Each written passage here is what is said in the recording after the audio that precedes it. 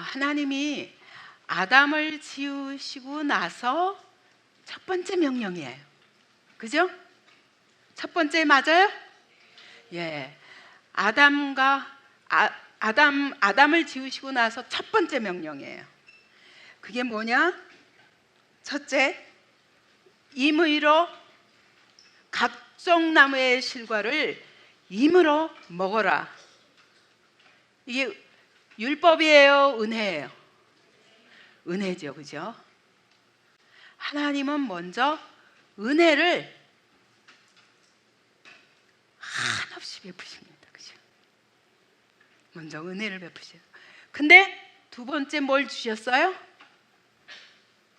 뭘 주셨어? 선악과를 먹지 말라. 이거는 은혜예요, 율법이에요? 예, 율법이죠. 예, 하나님이 율법을 주셨어요.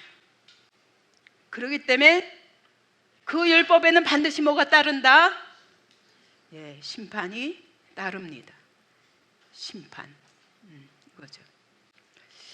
그래서 하나님의 명령에는 첫째는 다 은혜를 베푸셔요. 하나님은 풍성한 은혜를 베푸셔요. 그리고 율법은 몇 가지? 딱 한 가지.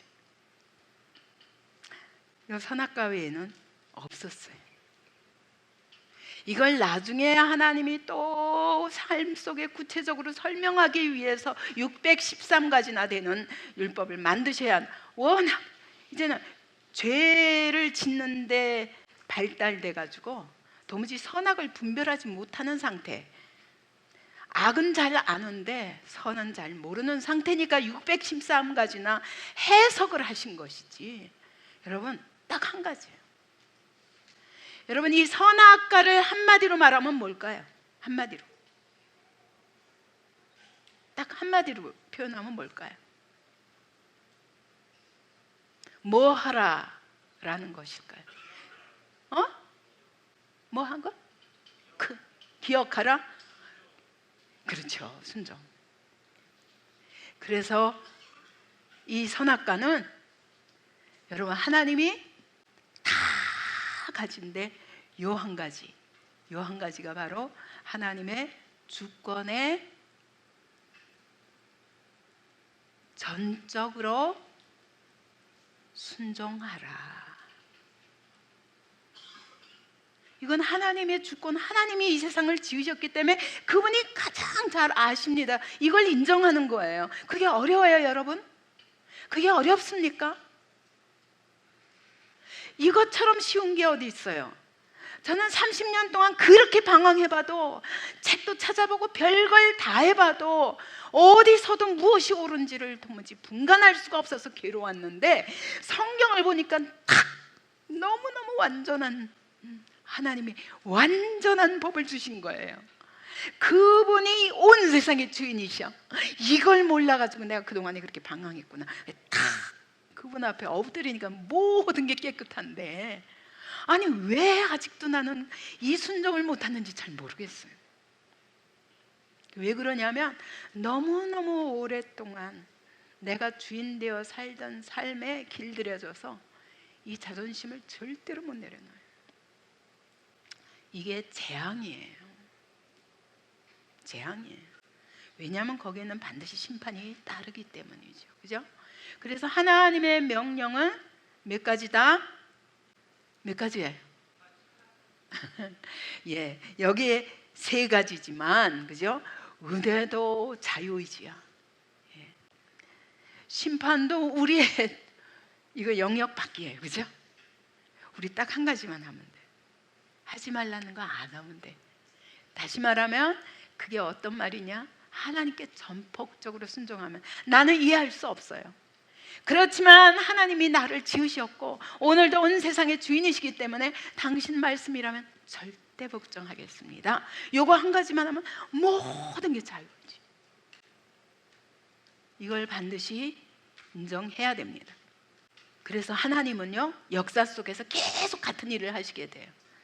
하나님은 분명히 우리에게 은혜를 베푸셨습니다. 근데 은혜와 함께 반드시 율법을 주셨어요. 근데 율법을 범해요.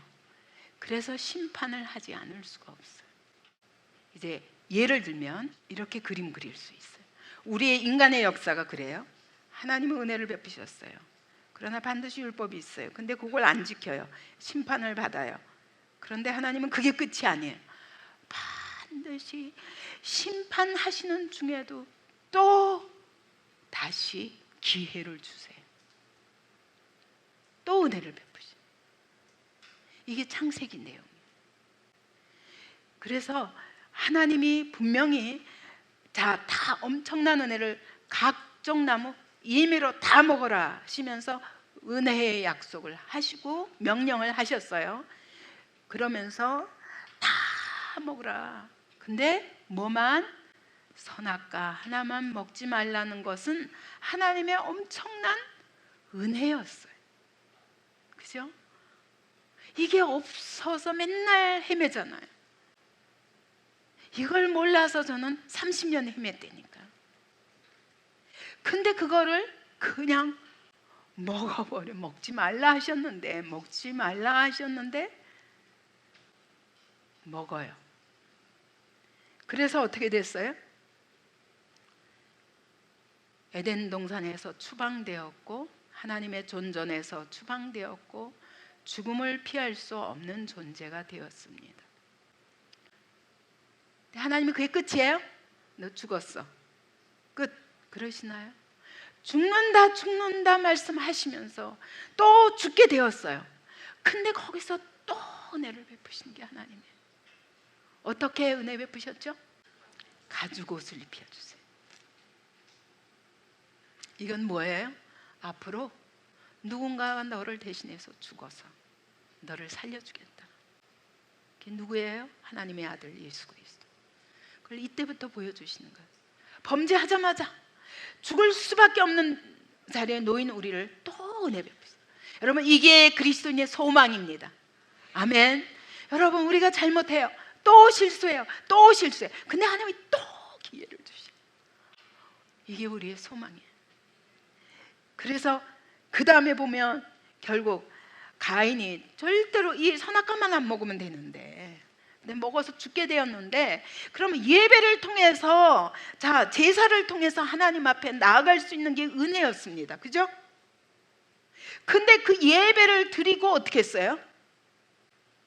하나님 앞에 죄를 고백하는 게 아니라 자기 예배를 안 받으신다고 아벨을 죽였어요. 살인사건이 일어나죠. 여러분, 예배 드린 후에 살인사건이 일어났다니까. 와, 무서운 일이죠. 여러분, 예배 드리면 예배 보면 되는 게 아니에요. 예배를 어떻게 드리냐가 중요하지. 그죠? 예배 드린 후에 시험 들어서 동생을 죽였다니까. 그래 놓고도 내가 동생을 지키는 자니까 내 죄의 벌이 중에서 못 견디겠습니다. 이러고 따져요, 하나님께. 이 살인사건 하고 나서 어떤 심판을 받게 됩니까? 어떻게? 이때부터 에덴 동편 놋 땅에 거하니 그랬죠, 그죠? 놋 땅으로. 그 얘기는 뭐냐? 이제 아담과 하와와 이 식구들과는 결별이에요. 공동체에서 분리되는 거예요. 자기는 하나님을 떠나면서 그 다음에 아담과 하와도 다 떠나버렸지만 사실은 쫓겨난 거예요. 그죠? 공동체로부터 떠나버리죠. 그리고 이제 자기 성을 쌓기 시작하는 거죠. 그죠?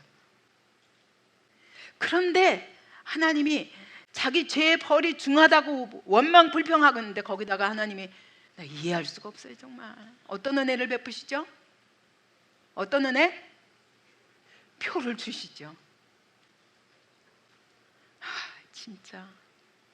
아니, 이런 살인자를 살려두지 말고 그냥 그 즉시 죽게 하면 안 돼요, 좀. 세상 편하게. 하나님 그렇지 않아요. 너무너무 오래 기다리시는 거예요. 끊임없이 은혜를 베푸시는 거예요. 그 다음에 하나님이 또다시 노아 홍수 후에 노아 홍수로 이제 아니 이렇게 하면서 이 가인의 후손도 살고 그다음에 셋의 후손도 살고, 그래서 셋의 후손이 가인의 후손을 좀 바꾸는가 기대했는데 결국 어때요? 그다음에 이제 타협하기 시작하지. 하나님의 아들들이 사람의 딸들의 아름다움을 보고 그들로 아내를 삼은지라. 그래가지고 이제 이 패역한 온 세대다 여기서 이제 타협하면서 하나님의 백성들이 타락하면서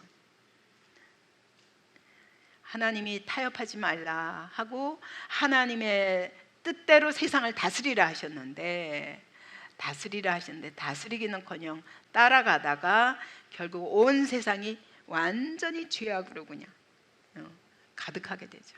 하나님이 후에 한탄하시면서 끝까지 기다리시다가 끝내 홍수로 심판하시죠. 그러는 중에 이 홍수 심판 속에서도 하나님은 어떤 은혜를 베푸셨다? 방주 안에 8명은 살려주셔서 다시 한번 우리에게 세상을 새롭게 할 수 있는 기회를 주시는 거예요. 이러면서 하나님은 역사 속에서 계속 지금 창세기 안에서만 계속 은혜를 베푸셔요. 이게 하나님의 은혜와 율법 동시에 주셨고, 이것의 율법을 지키지 않음으로 인해서 심판이 올 수밖에 없지만 하나님은 그럼에도 불구하고 또다시 기회를 주시며 계속 구원의 기회를 주시는 게 하나님이시다. 그 얘기가 바로 이 가운데 이제 한번 우리가 짚고 넘어가야 합니다. 자, 그 다음에 하나님이 그러면 이제 그리고 나서 아담을 지으시고 나서 이렇게 명령하시고 나서 하와를 짓게 되는, 다시 말하면 결혼을 시키시고 아담을 결혼을 시키시고 그리고 가정을 이루게 하세요. 그러니까 저는요 이거 볼 때마다 그런 생각이 들어요. 결혼이 뭔지를 알고 해야지 진짜 행복한 가정을 꾸미지. 응? 진짜 만나야 할 사람을 만나지. 하나님도 모르는데 어떻게 지고생하는 거죠. 그러나 너희를 부르신 그 자리에서 저도 제일 먼저 후회한 게 내가 결혼 괜히 했네 그랬어요. 내가 이걸 알았더라면, 똑바로 알고 결혼했으면. 근데 둘 다 전혀 모르는 가운데서 불신의 상태에서 아이까지 다 낳고 보니까 이미 일은 다 저질러졌어. 이제는 뭐 하는 것만 남았어? 이제 이걸 하나님의 뜻대로 다시 이 가정을 하나님 앞에 세우는 것만 남았어요. 그죠? 이거는 내가 늦게 믿었기 때문에 할 수 없어요. 그러니까 내가 이게 때려치고, 그리고 난 이제 새 가정, 이건 절대 하나님이 부르신, 너희들을 부르신 그대로. 왜 웃어요? 공감이 가요? 근데 여러분, 그러기 때문에 제가 우리 청년들에게 결혼하기 전에 이거 먼저 해야 된다고 그렇게 강조하는 거예요. 제가 우리 크리스하고 저 유미 가정도 말이죠, 그냥 저 만나자마자 사실 이혼한다고 그랬는데 예수 그리스도가 아니면 저 가정이 어떻게 여기까지 올 수 있어요? 지금 12년 동안. 그리고 우리 유미상이 그렇게 날마다 말씀 앞에 산다는 말씀 듣고 제가 너무 고마웠어요. 내가 말씀이 아니면 하루도 살 수가 없다라고 고백하는 그 고백을 듣고 제가 깜짝 놀라고, 와, 유미상이 저렇게 되기까지 엄청 변했거든요. 근데 유미상이 그렇게 그런 여러 가지 어려움 속에서 여기까지 올 수밖에 없었던 것은 내가 잘못 선택할 때 이미 하나님을 모르는 상태에서, 교회 다녀도 마찬가지예요. 그죠? 그렇기 때문에 그 안에서 감당하면서 사실은 나를 구원받게 하시고 또 남편도 구원하게 하시고 자녀들도 구원하게 하시는 게 하나님의 뜻이에요. 그러나 여러분, 결혼하지 않은 사람이라면 지금부터 여러분, 결혼이 뭔가, 가정이 뭔가, 이거 똑바로 알고 결혼하면 여러분 절대 실패하지 않을 뿐만 아니라 여러분의 가정이 진짜 행복한 가정이 될 수 있습니다. 이제까지 잘못 알았기 때문에 결혼에 실패했다 할지라도 여기서부터 고치시기 바랍니다. 그러면 여러분 가정 고치실 수 있습니다. 시간이 걸리죠. 걸리죠. 그래서 제가 그렇게 영적 싸움 하는 게 왜 그런 줄 알아요? 3, 4대까지 가리라 그랬잖아요. 3, 4대가 걸리더라고요. 그래서 저는 3, 4대 걸릴 걸 각오하고, 저는 1대니까, 지금 2대니까 3대 때부터 하나님의 놀라운 역사가 일어날 것을 믿고 그것을 위해서 막 일하는 거예요. 예. 여러분, 그와 같이 하나님은 우리에게 분명하게 결혼이 뭔지, 가정이 뭔지 선명하게 말씀하셨어요. 그래서 창세기로 돌아가야 모든 문제가 해결돼요. 여러분, 가정 문제도 창세기로 돌아가면 해결돼요. 그래서 이제 오늘 그러면 결혼이란 무엇이고 가정이란 무엇인가? 하나님이 그러면 일단 결혼이 무엇인가 우리 한번 생각해 보십시다. 왜 하나님이 결혼을 시키셨을까? 결혼이라는 제도를 만드셨을까? 창세기 2장 8절하고 15절을 한번 보시죠. 그 앞장에 있습니다. 다 같이 읽죠. 시작. 여호와 하나님이 에덴의 동산을 창설하시고 그 지으신 사람을 거기 두시니라. 15절. 여호와 하나님이 그 사람을 이끌어 동산에 두어 그것을 경작하며 지키게 하시고. 아멘. 하나님이 여러분 이 땅에다가, 에덴 동산에다가, 다시 말하면 에덴 동산이 뭐라고 그랬죠? 하나님 나라라고 그랬죠. 자, 하나님 나라에 우리를 거기다가 지정하시고 배치하셔서 거기 두시니라가 그런 뜻이에요. 여기에 배치하시고 위임하시다 그런 뜻이에요. 하나님의 나라를 우리에게 위임하셨어요. 이 가운데 두시면서 이것을 잘 지키라 하셨어요. 하나님의 질서를 잘 지켜서 이 땅에 적용해서 이 세상을 살기 좋은 세상으로 만들라라고 말씀하셨어요. 그리고 두 번째 뭐 하셨냐? 15절에 뭐라고 그러셨어요? 또 경작하며 지키라 하셨어요. 이건요, 경작이 뭐라고요? 섬기고 개발하고 계속 발전시키는 거예요. 그래서 발전시키고 개발하고 발전시키고 하나님의 나라를 점점 확장시키고, 그리고 지키라 할 적에는 우리가 절대로 넘어서면 안 되는 선이 있다고 말씀하시죠. 이러면서 우리에게 하나님 나라를 위임하셨어요. 여러분, 혼자 할 수 없어요. 혼자 할 수 없어요. 그래서 주신 것이 무엇이냐? 돕는 배필이에요. 그런데 여러분, 우리는 돕는다 그러면 그럼 뭐야? 여자는 심부름꾼이야? 라고 말하는 사람들이 있어요. 그런데 그게 아니라 여기서 이 돕는다는 뜻인 히브리어는 에제르거든요. 에제르. 근데 이게 무슨 뜻이냐면 하나님이 구원하시다, 하나님이 원조하시다 그런 뜻이에요. 하나님이 도우시기 위해서 여자를 붙여주셔서 하나님이 도우시는 도움으로 남자를 돕도록, 우리에게 여자를 주실 때 여자가 하나님의 손길로 남자를 돕도록. 그러면 여자가 못해요? 더 똑똑해요? 더 똑똑해요. 사실은 실제로 그래요. 하버드대에서 검사를 해보니까, 조사를 했더니 여자의 이 커패시티가 13% 높대요, 남자들보다. 그래서 여러분 학교 가면 전부 여자들이 1등 하잖아요. 이유가 있더라고요. 그래서 돕는데, 여러분 남편을 돕는데 뭘 돕겠어요? 뭘 돕겠어요? 바로 이 일을 돕는 거예요. 이 일을 돕는 거예요. 남편을 통해서 하나님의 나라를 위임받았어요. 이 하나님께 위임받은 이 나라를 함께 섬기는 일에 도우라고. 하나님이 우리를, 어저께 그런 얘기 했었죠. 하나님은 너무너무 공동체를 좋아하신다고. 그래서 하나님, 삼위 하나님도 절대로 혼자 안 계시고 같이 하세요. 모든 걸 같이 하세요. 같이 교제하시고 같이 하세요. 그런데 그것만 하시는 게 아니라 가정을 또 만드셨어요. 그래서 하나님의 나라를 위임받은 아담이 이 일을 하는데 하나님의 손길로, 그러니까 여자 믿음이 있어야 돼요? 없어야 돼요? 없어도 괜찮아요? 예쁘기만 하면 돼요? 솔직하게 말해봐요. 절대 아니에요. 왜냐하면 거기서부터 문제가 생긴 거예요. 그래서 노아 심판, 노아 홍수 사건이 있을 수밖에 없었던 것은 그 시대에 뭐했기 때문이다. 6장 초반에 나오잖아.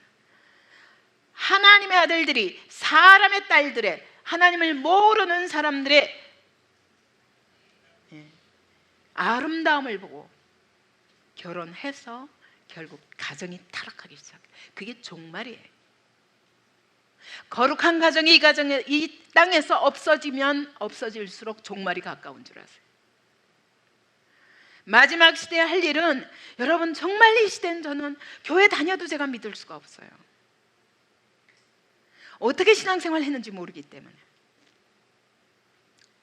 그렇게 혼돈된, 하나님의 말씀이 혼돈된 시대에 있기 때문에 여러분 교회 다닌다고 되는 게 아니에요. 진짜 믿음이 있는가 없는가가 중요해요. 진짜 하나님의 나라를 위해서 살겠다는 결단이 있는가 아닌가가 중요해요.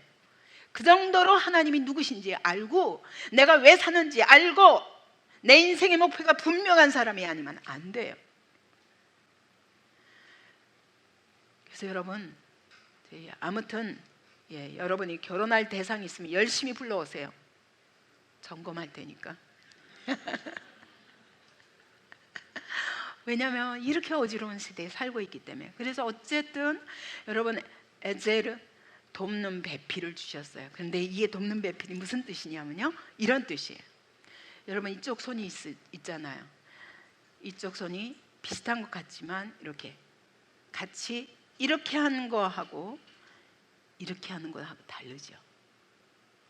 다시 말하면 이쪽에 부족한 부분을 이쪽의 것으로 채워서 온전한 하나가 되게 하는 것, 이것이 바로 돕는 배필이라는 히브리어 원어의 뜻이에요. 반대쪽 이런 뜻이 있어요. 배필이라는 말에. 배필, 돕는 하나님의 원조, 하나님의 구원으로 돕는 것이고, 그러니까 여자가 남자를 자기를 끊임없이 좋아하도록 나만 졸졸 따라다니도록 만든 거는, 그거는 진짜 여러분 돕는 배필일까요? 아닐까요? 아니에요. 왜? 하나님 나라가 목표가 아니라 나가 목표예요. 그러면 하나님 나라가 없어져요. 하나님은 돕는 배필은 뭐냐? 하나님의 원으로 도와서 하나님의 뜻을 함께 이루기 위해서, 다시 말하면 하나님의 나라를 섬기기 위해서, 이걸 이 사람의 부족한 부분을 같이 메워서 함께 하나님의 기뻐하신 뜻을 이룰 수 있는 사람이라는 뜻이에요. 그래서 그런 사람이 하나가 되면 이거는 뭐예요? 한 몸이죠. 이 돕는 배필과 함께 이제 하나님의 나라를 이루는 가정이, 그러니까 무엇을 위한 거예요? 하나님의 나라를 함께 섬기는 아름다운 믿음의 가정을 이루는 거죠. 그러면 그 사람들이 모여서 교회가 되고, 그 교회가 모여서 세상을 바꾸는 거예요. 이게 하나님의 목표예요. 어떻게 바꿔요? 하나님의 질서대로 차근차근 질서가 무너진 곳마다 다 세우는 거예요. 이게 얼마나 복된 삶인지 몰라요. 전 제가 처음 믿자마자 첫 번째 기도가 그거였어요. 하나님, 우리 가족을 다 하나님 나라를 위한 함께 섬기는 자들로 써주세요. 그때 다 아무도 안 들지고 우리 자녀들은 3살, 4살이었잖아요. 오직 그것밖에 소원이 없고, 근데 지금 보니까 어쨌든 각자 있는 자리에서 이렇게 함께 주님 나라를 섬기는 자리에 있다는 게 너무 저는 감사해요. 하나님이 그 기도 들으시는데 40년 걸렸어요. 40년. 그래서 아무래도 이 결혼에 대한 바른 하나님의 목표를 모르고 하면 40년 걸리게 돼 있어요. 저는 그 노력을 멈춰본 적이 없거든요. 지금도 그렇고. 그래서 한 몸 된, 그래서 이 가정을 이루어서 하나님은 이 가정이 교회가 되고, 그 다음에 어디로 가길 원할까요? 세상을 바꾸면서 하나님의 나라를 어떻게 확장해 가는 거예요. 그러면 그게 뭐예요? 거기가 바로 하나님의 나라. 다시 말하면 그리스도의 왕국. 이게 에베소서 1장 10절이에요. 다 같이 에베소서 1장 10절. 에베소서 1장 10절 시작.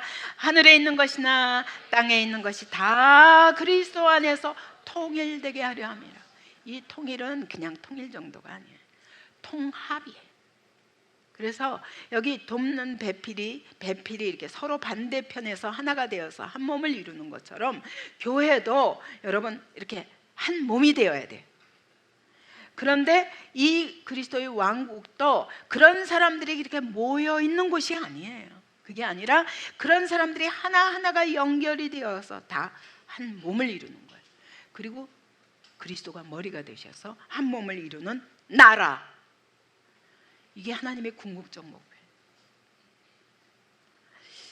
그래서 그러기 때문에 이 결혼에 있어서 우리가 그냥 우리 남편이 나를 너무너무 사랑하기 때문에 이 세상에 부러운 게 없어. 우리끼리 너무 재밌고 행복해. 그게 목표가 아니에요. 그런 게 목표가 아니라 하나님의 목표는 무엇이냐? 그거를 오늘 본문에서 볼 수 있습니다. 자, 이 돕는 배필을 이렇게 말할 수 있죠. 배필이라는 뜻이 바로 반대편 짝. 그래서 반드시 똑같지 않아요. 오히려 거꾸로 해요. 이상하게 거꾸로 된 사람들이 잘 만나요. 왜냐하면 서로 모자라는 거 보충하라고 그러시는 것 같아요. 어쨌든 그러면 하나님이 이제 가정 생활은 어떻게 해야 되는가가 그 다음이에요. 그 다음에 21절 여호와 하나님이 아담을 깊이 잠들게 하시니 잠들매 그가 갈빗대 하나를 취하고 살로 대신 채우고. 저는 이게 참 이 부분에 대해서 굉장히 미흡해서 이제 여러 책의 도움을 받는 중에 가장 저는 이게 성경에 가깝게 해석한 분이 헨리 모리스라고, 이분은 원래 과학자인데 근데 신학을 또 하신 목사님이세요. 네, 그분이 이렇게 그분은 해석하십니다. 자, 하나님이 아담을 깊이 잠들게 하셨다. 그게 뭐냐? 깊이 잠들다. 이거는 죽은 것 같은 상태를 말해요. 혼수 상태 있죠. 그래서 이걸 죽음을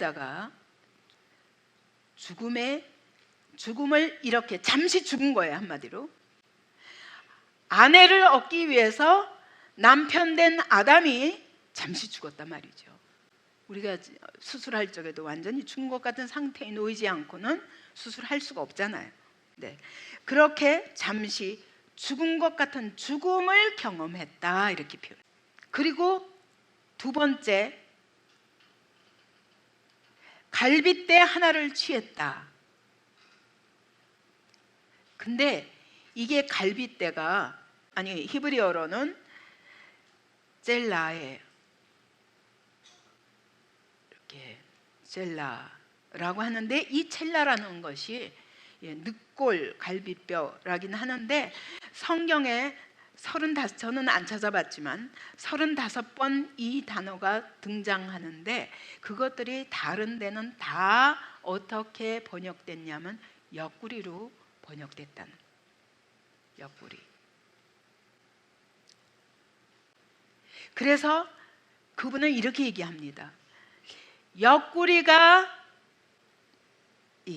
찔려서 그래서 이걸 다 열어서 그 안에 피도 나오고 물도 나오고 그러면서 죽은 것 같은 상태.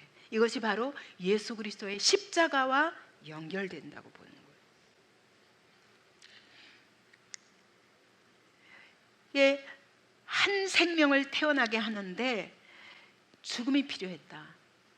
그러니까 아담과 하와의 관계는, 그래서 에베소서에 가면은 그리스도와 교회를 남편과 아내의 관계로 비교하잖아요. 그러면서 거기서 말씀하시기를 그랬죠. 남편들아, 아내 사랑하기를 뭐같이? 내 몸같이. 그리스도께서 교회를 위하여 자기를 주심과 같이. 그러니까 그 사건으로 보는 거예요, 이거를. 그래서 하나님이 그냥 교회와 그리스도의 관계를 그냥 에베소서에서 비교한 게 아니라 바로 그 관계가 창세기 2장에 하나님이 원래 가정을 지으시고자 하는 모형이었다라고 해요. 그래서 아담이 죽음을 경험하고 옆구리가 찢어져서 그 안에서 물과 피를 쏟으면서 그러면서 하와를 탄생했다. 그러므로 그리스도께서 교회를 위하여 죽으신 것처럼 자기를 희생하는 남편이 아니면 진짜 남편에게 복종하라 하는 말을 할 수 없다라는 얘기를 해요. 저는 정말 맞는 얘기라고 생각해요. 왜냐하면 에베소서와 딱 맞기 때문에. 그래서 이 갈빗대를 찢어서 거기서 옆구리에서부터 하나님이 하와를 만드셨다. 그래놓고 그 다음에 어떻게 하셨어요? 그 다음에 취하신 그 갈빗대로 여자를 만드셔서 그를 아담에게로 이끌어 오니. 그러면서 24절에 보면 한 몸이라고 그랬죠. 한 몸. 이 한 몸은요, 이렇게 한 몸을 딱 이렇게 옆에다 갖다 붙여놓은 사람을 말하는 게 아니에요.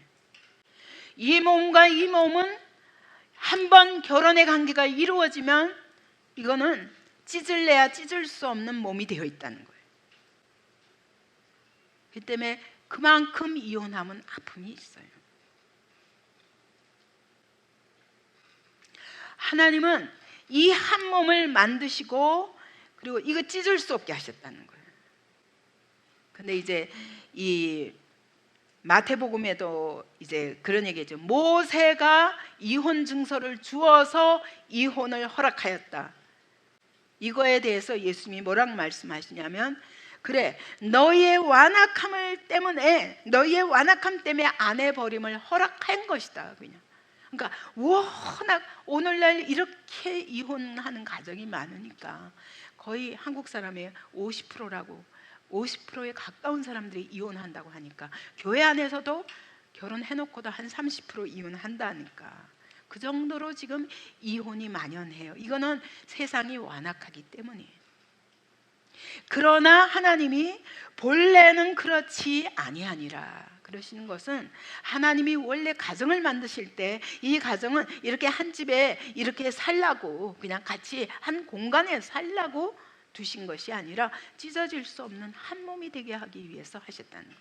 그래서 한 몸이란 건 뭐예요? 그냥 이 속에 장기와 같아요. 없어서는 안 돼요. 어디 가나 따라다녀요. 그렇게 하나가 되어서 하나님의 나라를 섬기라는 게 원래 가정이라는 거죠. 근데 워낙 하나님을 모르기 때문에 또 각각 두 사람의 믿음이 다르기 때문에 많은 고통 속에서도 계속 이혼이 일어날 수밖에 없고, 그렇지만 원래 하나님의 모형은 그런 게 아니었다는 거예요. 내가 좋아서 선택하는 게 아니라 하나님이 이끌어서 데려다 놓으신 거예요. 근데 여러분, 하나님이 이끌어서 결혼한 사람이 여기 몇 사람이나 돼요? 그래서 고통이 있죠. 그러나 그게 원형이 아니에요. 그래서 하나님 없이 결혼하고 고생하는 사람들을 가정의 모형으로 생각하면 안 돼요. 여러분은 하나님이 창세기 2장에서 말씀하시는 이 가정을 모형으로 생각해야 돼요. 우리는 어차피 남편들이 아내를 버리기를 아주 떡 먹듯이 하던 시대이기 때문에 이혼 증서라도 써서 아내의 살 길을 마련해 주시는 거고, 그래서 적어도 하나님 앞에서, 여러 사람 앞에서 그렇게 하고 그 다음에 이혼하는 걸 허락했지만, 그러나 원래 하나님의 의도는 그게 아니다라고 말씀하시는 것이 본래 그렇지 아니하니라, 그런 뜻이에요. 심지어 에스라서에 가면요, 10장 11절에 보면 에스라가요 회개를 시키면서 제사장들이 이방 여인들하고 다 결혼한 거예요. 말라기 가니까, 말라기 가기 전인데도 그 시대에도 이미 바벨론 포로 가서 완전히 무너진 거예요. 제사고 뭐고 없다 보니까. 그래가지고 이방 여인들하고 다 결혼한 거예요. 그러니까 하나님이 에스라를 통해서, 에스라가 뭐라고 말하냐면 이방 여인을 아내로 얻은 모든 제사장들은 다 이혼해라, 여자들 쫓아내버려라. 이거는 원래 그건 아니지만 여러분, 지금 하나님 나라가 위기에 달한 거예요. 하나님 나라가 위기에 달하니까 네 아내들 다 쫓아내. 이방 여인들이 하나님 나라를 완전히 차지하고 있어서 이 거룩한 가정이 다 없어져 가는 거예요. 제사장들마저 그러니까 그렇게 했지만 원래 하나님의 의도는 그게 아니다라는 거예요. 그래서 지금 이 시대는 우리가 어차피 우리 많은 아픔을 가지고 그런 사람들을 봐라, 이거 율법적으로 그러니까 이혼하지 말아야지, 이것만 가지고 될 수 없는 시대가 됐어요. 에스라 시대처럼 이 죄를 하나님 나라의 그 이제 끄트머리에 와서는 이 타락이 너무 심하니까 오죽하면 막 이혼을 시켜버려요. 이렇게 그 얘기는 뭐냐, 그만큼 하나님 나라가 무너졌다는 얘기예요, 지금 이 시대가. 그러나 여러분, 아직 결혼하지 않은 사람들은 그러지 마시기 바랍니다. 절대 안 됩니다. 여러분이 하나님 앞에서 결혼하면 그런 일도 일어나지 않습니다, 절대로. 자, 그러면서 부모를 떠나 아내와 합하여 둘이 한 몸이 이룰지로다, 한 가정이 독립하라는 거예요. 거기서 책임 있게, 또 왜냐하면요, 부모가 죄를 가지고 있는데 이 부모의 그늘 아래 있으면 부모의 죄를 고스란히 갖고 와야 되잖아. 하나님이 이거 끊으시는 거예요. 결혼 전에 이거 다 끊어야 돼. 이거 끊지 않고 부모의 끈을 가지고 들어가서 새 가정을 이루면 이 또 이제 양쪽 집안의 이 죄가 같이 섞여가지고 난리예요. 때문에 하나님이 결혼하면 딱 떠나라, 그 얘기는. 저는 그래서 결혼하면 내 손에서 다 끝난 걸로 알고, 그 전에 내가 할 수 있는 모든 최선은 다 하지만, 그리고 그 후에 내가 도울 수는 있지만, 그러나 절대로 서로 종속적인 관계의 부모와 자녀 사이에, 결혼한 자녀 사이에 있어서는 안 돼요. 여러분도 아무리 좋은 것이라도, 세상적으로 좋은 것이라도 여러분 하나님 앞에서 이거 구별할 줄 알아야 돼요. 내가 이루는 새로운 가정은 어떤 하나님 앞에 하나님의 나라를 위해서, 어떻게 하나님의 나라를 발전시키고 확장시키기 위해서 어떻게 쓰임받아야 되겠다, 이것을 위해서 끊어야 될 것 끊고, 그리고 하나님 안에서 두 사람이 하나가 되어서 하나님의 나라를 세워가라, 이게 하나님의 계획이에요. 이건 부모를 공경하지 말라 이런 얘기가 아니에요. 부모를 공경하는 건 공경하지만 그의 영적 유산에 질질 끌려서 여전히 옛 것을 버리지 못하면 새 일을 할 수가 없어요. 새 가정을 꾸밀 수가 없어요. 인간의 처음에는 다 이런 의도로 결혼했다고 그래도 점점 풀어져 가지고 하나님 나라와 상관없이 살아가는 게 인간이기 때문에, 그래서 서로 보니 아담이 그래, 내 뼈 중에 뼈요, 살 중에 살이로다. 이건 무슨 말이에요? 내 뼈네,